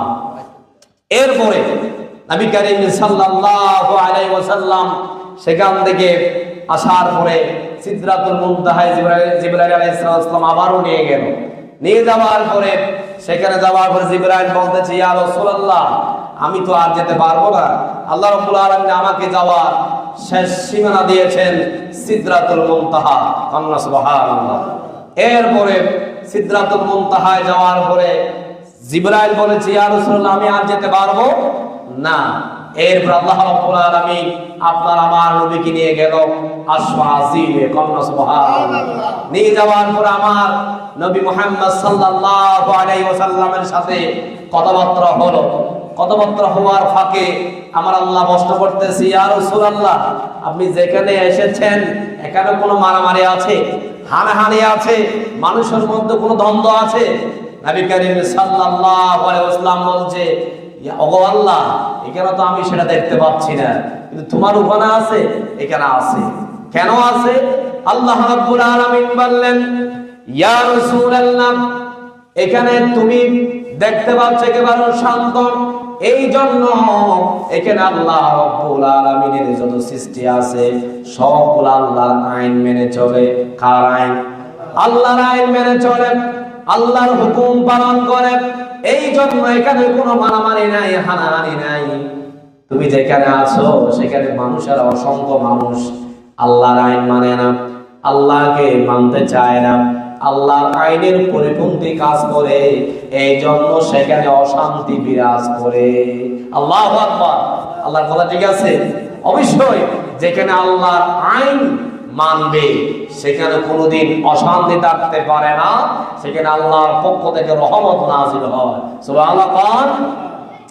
এরপরে কথাবার্তা হওয়ার পরে বিশ্বনবী মুহাম্মদ সাল্লাল্লাহু আলাইহি ওয়াসাল্লাম সেখান থেকে চলে আসবে।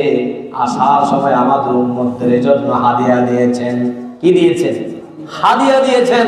ওগো নবী, আপনি এখান থেকে যাবেন, আপনার উম্মতদের জন্য কিছু হাদিয়া তো দরকার আছে, ঠিক কি না? তখন আপনার আমার নবী মুহাম্মদ সাল্লাল্লাহু আলাইহি ওয়াসাল্লামকে 50 ওয়াক্ত নামাজ হাদিয়া দিয়েছেন। সুবহানাল্লাহ। কয় ওয়াক্ত? 50 ওয়াক্ত যদি আজকে কায়েম থাকতো, এখন যেগুলো নামাজ পড়তেছে এখান থেকে আরো মেজরিটি পার্সেন্ট মানুষ নামাজ থেকে আরো দূরে চলে যেত, ঠিক কি না? শুধু 5 ওয়াক্ত নামাজ পড়তে পারতেছি না আমরা, সেই 50 ওয়াক্ত নামাজ আদায় করবেন, এটাতে হয়। মূসা আলাইহিস সালাম কিন্তু সেটা বুঝেছেন। মূসার কাছে আসলো, এই ঘটনা আপনারা অনেকেই জানেন। আমার নবী মুহাম্মদ সাল্লাল্লাহু আলাইহি ওয়াসাল্লাম হাদিয়া নিয়ে চলে আসতেছেন। সপ্তম আসমান পাড়ি দিয়ে যখন ষষ্ঠ আসমানে আসলো, মূসার সাথে দেখা হলো। আর মূসা আলাইহিস সালাম বেশি প্রশ্ন করতেন। কি করতেন? প্রশ্ন করতেন। তার শুধু কাজ হচ্ছে প্রশ্ন করা, আল্লাহর সাথে শুধু প্রশ্ন করে ওরে কি করতেন? কথা বলতেন। মূসা আলাইহিস সালাম বলছে, ইয়া রাসূলুল্লাহ, আপনাকে আমার আল্লাহ কি হাদিয়া দিলাম? তখন আপনার আমার নবী বলছে, ওগো মূসা, আমার আল্লাহ রাব্বুল আলামিন আমাকে 50 ওয়াক্ত নামাজ দিলাম। তখন মূসা আলাইহিস সালাম বলছে, ইয়া রাসূলুল্লাহ, আপনি আবার যান আল্লাহর কাছে, আপনার উম্মতরা এই 50 ওয়াক্ত নামাজ পড়বে না, কিছু নামাজ কমায় নিয়ে আসেন। সাথে সাথে মূসার কথা মতো আমার আল্লাহ আমার আপনার নবী কোথায় চলে গেলাম? আল্লাহর কাছে চলে গেলাম। আল্লাহর কাছে যাওয়ার পরে সেখানে যাওয়ার পরে বলছে বিস্তারিত, আল্লাহ 10 ওয়াক্ত নামাজ কমায়া দিলেন। কয় ওয়াক্ত? 10 ওয়াক্ত নামাজ কমায়া দিলেন। আবার আসলেন মূসার কাছে। মূসা বলেছে, ইয়া রাসূলুল্লাহ, ইয়া হাবিবাল্লাহ, আপনার উম্মতরা এই নামাজ পড়বে না, আবারও যান। এইভাবে যেতে যেতে লাস্ট পর্যন্ত 5 ওয়াক্ত নামাজ আছে। মূসার কাছে যখন আবার আসছে, মূসা বলছে, ইয়া মুহাম্মদ, তোমার উম্মতরা এই নামাজও আদায় করবে না। আসলে মূসার কথাই মনে হয় সত্যিতে প্রমাণিত হয়েছে। আজকে 5 ওয়াক্ত নামাজও আপনার মতো আমার মতো মুসলমান পড়ে না। আছে না? আছে না? আছে। মূসার কথাই প্রমাণিত হয়ে গিয়েছে। ও মুহাম্মদ, 5 ওয়াক্ত যে নামাজ নিয়ে যাচ্ছেন, আপনার উম্মতরা এই 5 ওয়াক্ত নামাজে পড়বে না। এমন সময় আসবে নিজেকে নিয়ে ব্যস্ত হয়ে যাবে, দুনিয়া নিয়ে ব্যস্ত হয়ে যাবে, আল্লাহকে তারা স্মরণ করতে চাইবে না। এরপরে মুহাম্মদ সাল্লাল্লাহু আলাইহি ওয়াসাল্লামকে যখন 5 ওয়াক্ত নামাজ দিল কমায়া, সাথে সাথে মুহাম্মদ সাল্লাল্লাহু আলাইহি ওয়াসাল্লামের মনটা একটু খারাপ হয়ে গিয়েছে। আপনাকে যদি কোনো বেশি জিনিস দেয়, সেখান থেকে যদি কমাতে যদি একেবারে কমিয়ে দেয়, মনটা তো আর ভালো থাকে না। বলে যে অল্প নামাজ দিয়েছে, এই নামাজ পড়ে আমার উম্মতরা জান্নাত পাবে কিনা, তার ভিতরে এক ধরনের ভয়ে কাজ করতেছে। এবার আল্লাহ রাব্বুল আলামিন বলছেন, ওগো আমার দোস্ত মুহাম্মদ সাল্লাল্লাহু আলাইহি ওয়াসাল্লাম, আপনি টেনশন করেন না, আপনার থেকে নামাজ কমিয়ে দিয়েছি, একেবারে কমাতে 5 ওয়াক্ত করে দিয়েছি, আপনার এই জন্য মন খারাপ। আপনি মন খারাপ করবেন না, আমি আল্লাহ রাব্বুল আলামিন আপনাকে 5 ওয়াক্ত নামাজ দিয়েছি। এই 5 ওয়াক্ত নামাজ যদি আপনার উম্মতরা যদি সঠিক সময়ে পালন করে, সঠিক সময়ে যদি এই নামাজগুলো আদায় করে, আমি আল্লাহ রাব্বুল আলামিন 50 ওয়াক্ত নামাজের সওয়াব এই 5 ওয়াক্ত নামাজে দিব। সুবহানাল্লাহ। আল্লাহ বলছে আমার কাছে কোনো কিছুর কমতি নাই, আমি হলাম ধনির ভান্ডার, আমার কাছে কোনো কিছুর কি নেই, কমতি নেই, অভাব নেই। তোমার উম্মতরা যদি, আমার বান্দারা যদি 50 ওয়াক্ত নামাজ 5 ওয়াক্ত নামাজ পড়ে সুন্দরভাবে সময় নির্ধারিত সময় যদি আদায় করে, আমি আল্লাহ 50 ওয়াক্ত নামাজ দিয়ে তাদের আমল নামায় সওয়াব লিখিয়ে দিল। কন্যা সুবহানাল্লাহ। এরপরে চলে আসলো কোথায়? জমিনে, দুনিয়াতে চলে আসলাম। আসার পরে রাসূলের একজন চাচা আছে, আবুল হেকাম। আবুল হেকাম, আবুল হেকাম হচ্ছে আবু জেহেলের নাম। কার নাম? আবু জেহেলের নাম। আবুল হেকাম তার হচ্ছে আসল নাম। তিনি যখন আল্লাহ বিরোধী কাজ করে মুহাম্মদ সাল্লাল্লাহু আলাইহি সাল্লাম আর মক্কার যারা ইমানদার ছিল সবাই মিলে তার নাম দিয়েছে আবু জেহেল। হে কুফরি কাজ করে। কি করে? কুফরি কাজ করে। আবু জেহেল বলেছে, আমার ভাতিজা মুহাম্মদ, তুমি প্রতিদিন তো আমাদেরকে নতুন নতুন কথা শোনাও, আজকে কোনো কি নতুন কথা আছে নাকি? আবু জেহেল যখন এই কথা বলেছে, মুহাম্মদ সাল্লাল্লাহু আলাইহি ওয়াসাল্লাম বলছে, ওগো চাচা, আজকেও তো একটা খুশির সংবাদ আছে। কিসের সংবাদ? খুশির সংবাদ আছে। গতকাল আল্লাহ রাব্বুল আলামিন আমাকে এখান থেকে মক্কা থেকে বাইতুল মুকাদ্দাসে নিয়ে গেল। সেখানে অনেক নবীদের সাথে দেখা হলো। সেখান থেকে আল্লাহ রাব্বুল আলামিন আমাকে সিদরাতুল মুনতাহায় নিয়ে গেল, জান্নাত জাহান্নাম পরিদর্শন করালো। এরপর আমাকে আরশ আজিমে নিয়ে গেল, সেখানে আল্লাহর সাথে কথাবার্তা হলো।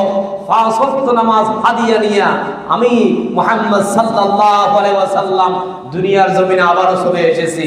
কন্যা সুবহানাল্লাহ। এই কথা আবু জেহেল বিশ্বাস করতে পারতেছে না। আবু জেহেল বিশ্বাস করতে পারতেছে না।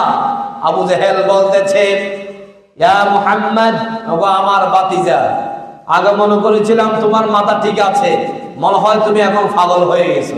নাউজুবিল্লাহ বলেন। আবু জেহেল বলেছে, ও মুহাম্মদ, তুমি মনে হয় পাগল হয়ে গেছো।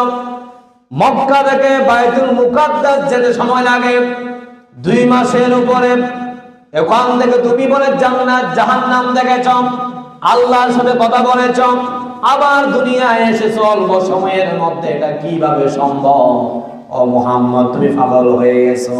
কিন্তু আমি তো বাইতুল মুকাদ্দাসে, আবু জেহেল বলেছে, আমি বাইতুল মুকাদ্দাসে অনেক সময় গিয়েছিলাম। তুমি যদি বাইতুল মুকাদ্দাসে সত্যি সত্যি যেয়ে থাকো, তাহলে বাইতুল মুকাদ্দাসে, ওই বাইতুল মুকাদ্দাস মসজিদের কয়টা জানালা দরজা আছে সেটার বর্ণনা দাও। কে বলছে? আবু জেহেল বলছে, ইয়া হে ভাতিজা, তুমি যদি বাইতুল মুকাদ্দাস যেয়ে থাকো, তাহলে বাইতুল মুকাদ্দাসের মধ্যে কয়টা দরজা জানালা আছে তুমি সেটার হিসাব দাও। আমিও তো বাইতুল মুকাদ্দাস গিয়েছি, সেটা আমার মনে আছে। আমার নবী মুহাম্মদ সাল্লাল্লাহু আলাইহি ওয়াসাল্লামের সাথে আছে তিনি কে? আল্লাহ। আল্লাহ তো অসম্ভবকে সম্ভব করতে পারে। এবার সাথে সাথে আল্লাহ রাব্বুল আলামিন জিবরাইলকে পাঠিয়ে দিলাম। জিবরাইলকে পাঠিয়ে দিয়ে বলতেছে, ও মুহাম্মদ, তুমি ভয় পেও না, তোমার সাথে আমি আছি, তোমার দুর্দিনের সাথে আমি আল্লাহ আছি, তুমি টেনশন করিও না। আল্লাহ রাব্বুল আলামিন সাথে সাথে বাইতুল মুকাদ্দাসকে একেবারে সামনে এনে ছবিটা নবী মুহাম্মদ সাল্লাল্লাহু আলাইহি ওয়াসাল্লামের সামনে এনে দিল। ও মুহাম্মদ, আবু জেহেলের প্রশ্নের উত্তর দাও। এই যে আমি বাইতুল মুকাদ্দাস তোমার সামনে এনে দিয়েছি, তুমি সেখান থেকে দেখে দেখে বলো কয়টা জানালা আছে, কয়টা দরজা আছে। আবু জেহেলকে ওখান থেকে গনে বলে দাও। সুবহানাল্লাহ। আল্লাহ বলছে, হে মুহাম্মদ, তোমার কথা আবু জেহেল মিথ্যা প্রমাণিত করার জন্য ষড়যন্ত্র করবে, চক্রান্ত করবে। আমি আল্লাহ তো মরি নাই, আমি আল্লাহ তো তোমার সাথে সব সময় আছি। তাহলে তুমি এখান থেকে আবু জেহেলকে আবু জেহেলের প্রশ্নের উত্তর দিয়ে দাও। কন্যা সুবহানাল্লাহ। তখন মুহাম্মদ সাল্লাল্লাহু আলাইহি ওয়াসাল্লাম জানালা দরজা কোনায় ঘনিয়ে আবু জেহেলকে বলার পর আবু জেহেল বিশ্বাস করতে পারে নাই। আল্লাহ বলছে, সেটা আমার দ্বারা সম্ভব। আমি হলাম সুবহান, যা আমি পারি পৃথিবীর কোন মানুষের দ্বারা সেটা সম্ভব হতে পারে না। এরপরে আবু জেহেল আবার মক্কার মধ্যে ঘুরে ঘুরে মানুষকে বোঝাচ্ছে আমার ভাতিজা পাগল হয়ে গিয়েছে, কালকে নাকি সে আল্লাহর সাথে দেখা করেছে, সেই নাকি বাইতুল মুকাদ্দাস গিয়েছে অল্প সময়ের মধ্যে। তোমরা এগুলা বিশ্বাস করো নাকি? কাফের যারা আছে তারা তো এটা বিশ্বাস করে না, আর কেউ একটা মুসলমান যারা আছে তারা তো অবশ্যই বিশ্বাস করবে। মুসলমানদের মধ্যে আবু জেহেলের সাথে দেখা হয়ে গেল হযরত আবু বকরের সাথে। কার সাথে? আবু বকরের সাথে দেখা হলো। আবু বকরকে বলছে আবু জেহেল, ও আবু বকর, আমার ভাতিজা মুহাম্মদ মনে হয় পাগল হয়ে গিয়েছে। গতকালকে নাকি সে আল্লাহর সাথে দেখা করেছে, 2-10 মিনিটের মধ্যে সে আল্লাহর সাথে দেখা করে আবার দুনিয়ার জমিনে এসে পড়েছে। এটাকে তুমি বিশ্বাস করো? আবু বকর বলেছে, হে আবু জেহেল, তুমি আমাকে যে কথার বর্ণনা দিয়েছ, এই কথা যদি মুহাম্মদ সাল্লাল্লাহু আলাইহি ওয়াসাল্লাম তার মুখ দিয়ে বলে থাকে, এই কথা কোনোদিন মিথ্যা হতে পারে না। কথা বলেন ঠিক কিনা? সাথে সাথে বলেছে আবু বকর বলেছে, মুহাম্মদ সাল্লাল্লাহু আলাইহি ওয়াসাল্লাম যদি তার জবান দিয়ে কথা বলে থাকে 100% এই কথা সত্যিতে প্রমাণিত হবে। কন্যা সুবহানাল্লাহ। আবু বকর বিশ্বাস করেছে যেহেতু সে ইমানদার। সে কি ইমানদার? এরপরে আবু বকর মুহাম্মদ সাল্লাল্লাহু আলাইহি ওয়াসাল্লামের কাছে আসলো। আসার পরে আবু বকরকে বলেছে মুহাম্মদ সাল্লাল্লাহু আলাইহি সাল্লাম, হে আবু বকর, তোমাকে আমার চাচা কিছু বলেছে? তখন বলছে আবু বকর বলছে, ইয়া রাসূলুল্লাহ, ইয়া হাবিবাল্লাহ, আবু জেহেল আমাকে এই কথার বর্ণনা দিয়েছে। তখন তুমি কি বলেছ? আবু বকর বলছে, ইয়া রাসূলুল্লাহ, আমি এক বাক্যে বলে দিয়েছি, মুহাম্মদ সাল্লাল্লাহু আলাইহি ওয়াসাল্লাম যদি এই কথা তার জবান দিয়ে যদি বলে তাকে কথা 100% সত্যি, কোন সেখানে মিথ্যা হতে পারে না। আল্লাহু আকবার বলবেন না? সাথে সাথে মুহাম্মদ সাল্লাল্লাহু আলাইহি ওয়াসাল্লাম হযরত আবু বকরকে একটা উপাধি দিয়ে দিল। আবু বকর, তুমি তো সঠিক কথা বিশ্বাস করেছো, আজকে থেকে তুমি আবু বকর, তোমাকে আমি একটা উপাধি দিয়েছি, সিদ্দিক। সুবহানাল্লাহ। সেই দিন থেকে আবু বকরের নাম হয়ে গিয়েছে হযরত আবু বকর সিদ্দিক রাদিয়াল্লাহু তাআলা আনহু। সিদ্দিক মানে হচ্ছে সত্যবাদী, সেই সত্য কথাই বলে। কন্যা সুবহানাল্লাহ। দেখেন মেরাজের ঘটনা, এটা হচ্ছে অসংখ্য মুজিজার মধ্যে একটা গুরুত্বপূর্ণ মুজিজা। এটা হচ্ছে সকল মুজিজা, একেবারে সকল মুজিজার ঊর্ধ্বে এ হচ্ছে মেরাজ। নবী করিম সাল্লাল্লাহু আলাইহি ওয়াসাল্লামের উপরে আল্লাহ রাব্বুল আলামিন যে মুজিজা দান করেছেন, কন্যা সুবহানাল্লাহ। এই জন্য এই মেরাজ থেকে আমাদেরকে শিক্ষা নিতে হবে। মেরাজের আলোচনা শুনলাম, এই কান দিয়ে শুনলাম আর কান দিয়ে বের করে দিলাম, এই আলোচনা শুনে কোনো লাভ হবে না। আমাদেরকে এই আলোচনা শুনে আমল করতে হবে, ঠিক কি না? তাহলে মেরাজ থেকে 1 নাম্বার শিক্ষা নিতে হবে, 5 ওয়াক্ত নামাজ আল্লাহ রাব্বুল আলামিন তার উম্মতদের জন্য দিয়েছেন। এই 5 ওয়াক্ত নামাজ আমাদেরকে মুসলমান হলেই আমাদেরকে 5 ওয়াক্ত নামাজ আদায় করতে হবে, ঠিক কি না? নামাজের ক্ষেত্রে কোনো ধরনের উজর করা যাবে না। আপনি শরীয়তের রোজা বলেন, যাকাত বলেন, আরো যা যা আছে, হজ বলেন, বিভিন্ন জিনিসের উজর থাকতে পারে, সেটার সমাধা আছে। কিন্তু নামাজ যদি বাকি থাকে, আপনি ওই নামাজ আপনার থেকে অবশ্যই পড়তে হবে, তাহলে আপনার পরিণতি কিয়ামতের দিন ভালো হবে না। এই জন্য ইসলামের 5টা খুঁটি আছে। কয়টা? 5টা। প্রথম খুঁটির নাম হচ্ছে নামাজ। প্রথম খুঁটি নামাজ। নামাজ এবং ঈমান দুইটার মধ্যে একেবারে সম্পৃক্ততা। ঈমান আনতে হবে আগে, তারপর হচ্ছে নামাজ। যার ঈমান নাই তার নামাজ নাই, যার নামাজ নাই তার ঈমান নাই। দুইটার সাথে একেবারে কি সম্পৃক্ত।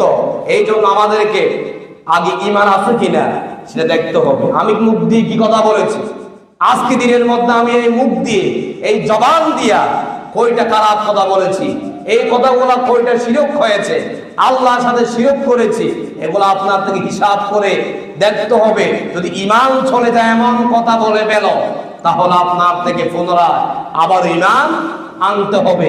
যদি আপনি ঈমান না আনেন, মৃত্যুর আগ পর্যন্ত শুধু সিজদা দিতে থাকবেন, ওই সিজদা আল্লাহর দরবারে কবুল হবে না। এই জন্য ঈমান আছে, আপনার থেকে নামাজ পড়তে হবে। ঈমান নাই, এই নামাজের কোনো দাম নাই। দুইটা খুঁটি একেবারে কাছাকাছি। ঈমানের সাথে নামাজ, এই দুইটা জিনিস আমাদেরকে ঠিক রাখতে হবে। তাহলে ঈমান আছে কিনা নিজেকে নিজে প্রশ্ন করতে হবে, এরপর নামাজ পড়তে হবে। তাহলে আপনার ইবাদত আল্লাহর দরবারে কি হবে? কবুল হবে। আর না হয় আপনার দরবারে, আল্লাহর দরবারে আপনার ইবাদত কিচ্ছু কবুল হবে না। বাকি জিন্দেগি শুদ্ধ আপনি কাটিয়েছেন, আল্লাহর দরবারে কবুল হয় নাই। সেই দিন কিয়ামতের দিনে আপনি আল্লাহ দরবারে আসামির কাঠ গড়ায় দাঁড়াতে হবে। সেদিন বুঝতে পারবেন, আল্লাহকে বলবেন, ও আল্লাহ, দুনিয়ায় থাকতে তো অনেক নামাজ পড়েছি, এগুলা কই? কপাল তো দাগ হয়ে গিয়েছে, দাগটা এখনো দেখা যাচ্ছে, নামাজের সওয়াব কই? আল্লাহ বলছে, তুমি নামাজ পড়েছো কিন্তু তোমার ঈমান ছিল না। কি ছিল না? ঈমান ছিল না। তোমার নামাজ এখানে খাতার মধ্যে ফেরেশতারা লেখে নাই। তুমি আজকে ফকিরের চেয়ে আরো ফকির হয়ে গিয়েছ। কারো কাছ থেকে আজকে কোনো সাহায্য পাওয়া যাবে না। তোমার লাস্ট পরিণতি হবে জাহান্নাম। জান্নাতে যাওয়ার আশা করা যাবে না। এই জন্য এই মেরাজ থেকে 1 নাম্বার শিক্ষা হচ্ছে কি? নামাজ। এই নামাজ আমাদেরকে 5 ওয়াক্ত নামাজ আল্লাহ রাব্বুল আলামিন পড়ার তৌফিক দান করুক। সবাই পড়ে আমিন। হাদা মা ইনদি ওয়াল ইলমু ইনদাল্লাহ। আসসালামু আলাইকুম ওয়া রাহমাতুল্লাহ।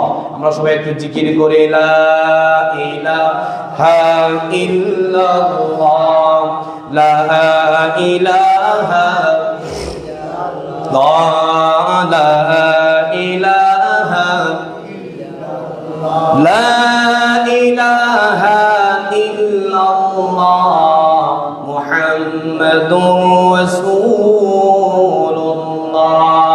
সুবহানাল্লাহ, আলহামদুলিল্লাহ, লা ইলাহা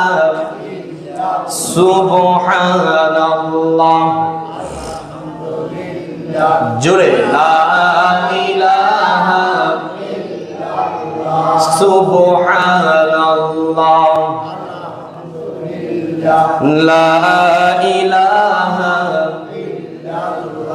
তুমি বাঁচাও, তুমি মারো, অবিরত ক্ষমা করো, ধরার যে জন তাকে ধরাও, তোমার মুঠোয় সবে আল্লাহ, সুবহানাল্লাহ, আলহামদুলিল্লাহ, লা ইলাহা ইল্লাল্লাহ, সুবহানাল্লাহ, আলহামদুলিল্লাহ, লা ইলাহা ইল্লাল্লাহ, লা ইলাহা ইল্লাল্লাহ, মুহাম্মাদুর রাসূলুল্লাহ সাল্লাল্লাহু আলাইহি ওয়াসাল্লাম।